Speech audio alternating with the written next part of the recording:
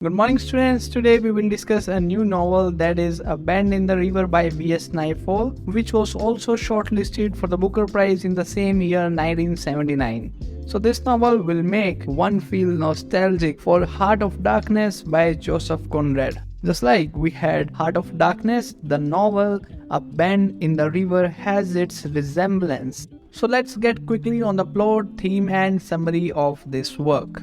The protagonist and narrator is Salim. He grew up in an Indian Muslim family of merchants and they all were living on the East African coast. Now what happens is that some political independence struggle was going on and he was worried about that someday his community was scattered. So now there is another character, Nasruddin, one of the fellows from Salim's community who visited Salim. He offered Salim to take his shop of goods in another city. Salim accepted his offer and moved away from this political disturbance in his town. And now when for the first time Salim reached this new city, he found everything devastated and scattered. Local people have destroyed everything in the city because of the frustration from the long-standing colonial oppressors.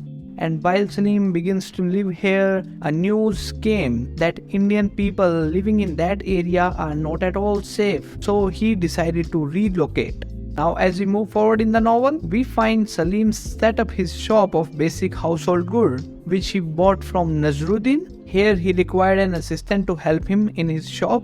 So his family sent an African slave boy named Matty to help him in the shop. The first customer of Salim was Zabit, an African trader. She was known as sorceress locally. She wanted her son Ferdinand to receive the formal education. So she thinks that Salim would be the best person who can take care of her child. Now Salim is asked to watch over Ferdinand whether he was getting the education or not. Now here comes another character in the novel, Father Husman, who runs the school. Though he believed that Europeans are far more civilized than Africans, but on the other hand he is very attracted towards religions of Africa. He used to collect African masks. That makes him very happy to collect the masks. Now as we know that colonization was a part of Africa for many centuries and Europeans have exploited the Africans as much as they can. So due to this, revolts began to occur in the cities of Africa. Every rebellion is crushed to the core, and then comes a news that Father Husman was on a trip where he was killed in some sort of rebellion. Nobody investigated the murder. However, an American traveler stole all his mask collection. And now as we move forward in the novel, the rebellion began to increase, but this time it is not devastating. Instead, it came out to be a boon. The town again gained economic strength and became the regional center for trading. The president of the town commands for lands to be captured, new and designer houses to be built in the domain of states, and even proposed for a polytechnic college there. Lecturers and professors were also welcomed. Now here one of Salim's friends, Inder, also visited as a lecturer.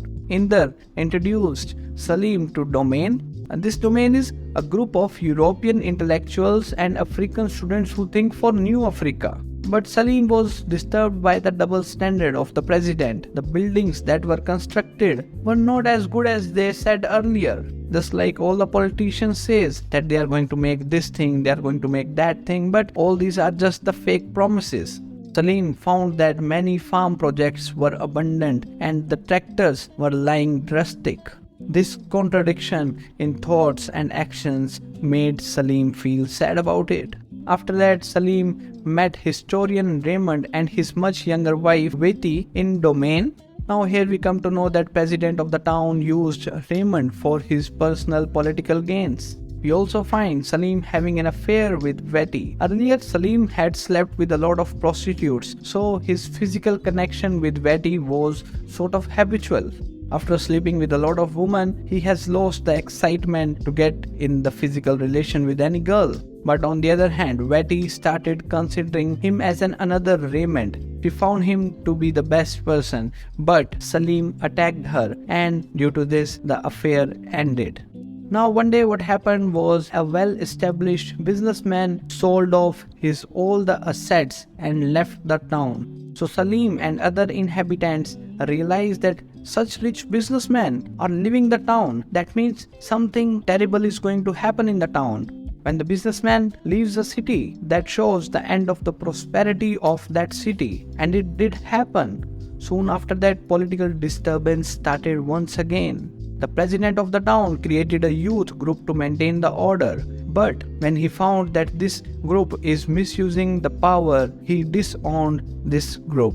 The people of the group was unhappy and angry with president of the town. So they decided to form a party to liberate and reject the president. This new party throve on the idea of New Africa.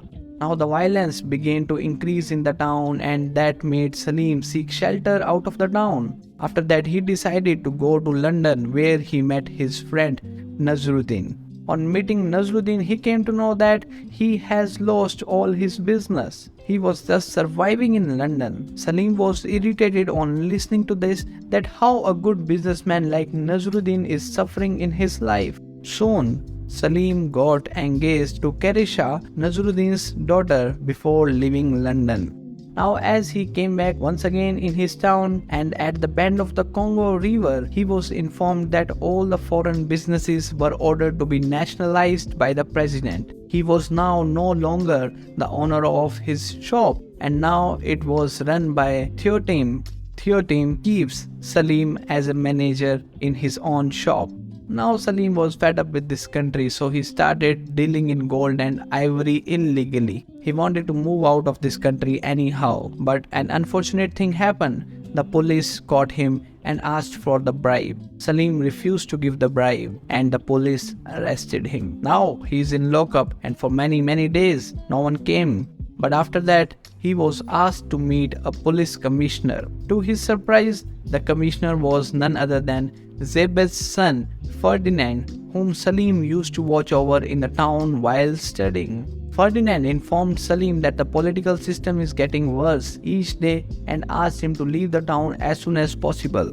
The very next day, Salim boarded a steamer and left the country. So the novel A Bend in the River by V.S. Naipaul works around multiple themes like the Africans struggling for political independence, or the people like Salim who got dislocated from their own home cities and had to migrate from one place to another for their businesses. And in the end, novel also talked about to carry on in the face of all the struggles. Whatever may happen, let it happen. We should always carry on in everything. Just like the people carried on in the novel during the rebellion. Ferdinand studied hard and became commissioner. Salim carried on and kept facing the challenges to do his business, etc. And with this, we come to the end of this novel. I hope you found the video worth your time. Let me know in the comment section below the next novel you want me to cover on this channel, Limitless Literature. Also, do not forget to like this video and subscribe the channel for more such updates. That's it for this video. Thank you.